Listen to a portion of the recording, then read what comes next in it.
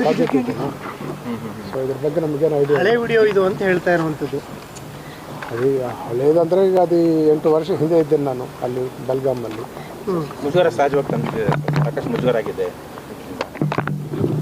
ಈ ಸರ್. ಇದು ಏನು ಹೇಳಲಿಕ್ಕೆ ಬಯಸ್ತೀರಾ ಅಂತ ಈ ಹಂತದಲ್ಲಿ?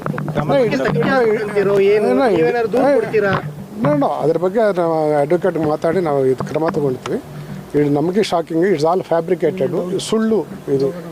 ಆ ವಿಡಿಯೋ ಎಲ್ಲ ಸುಳ್ಳು ಅಂತ ಅನ್ಕೊಂಡು. ನಿಮ್ಮ ಸುಳಿವು ಏನಾದರೂ ಇತ್ತಾ ಸರ್ ಇದ್ರ ಬಗ್ಗೆ ನಮಗೇನು ಐಡಿಯಾ ಇಲ್ಲ. ಐಡಿಯಾ ಇಲ್ಲ.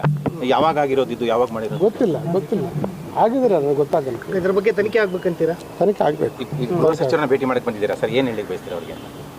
ಏನು ಅಲ್ಲ, ಈ ಥರ ಸುಳ್ಳು ಮಾಹಿತಿ ಹಬ್ಸ್ತಾ ಇದ್ರು, ಅದು CMಗೂ ಕಾಣುತ್ತೆ.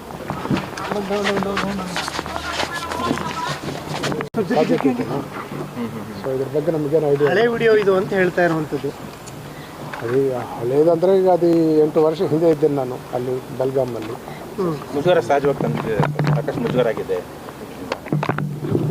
ಈ ಸರ್. ಇದು ಏನು ಹೇಳಲಿಕ್ಕೆ ಬಯಸ್ತೀರಾ ಅಂತ ಈ ಹಂತದಲ್ಲಿ? ನೋ ಅದ್ರ ಬಗ್ಗೆ ನಾವು ಅಡ್ವೊಕೇಟ್ ಮಾತಾಡಿ ನಾವು ಇದು ಕ್ರಮ ತಗೊಳ್ತೀವಿ.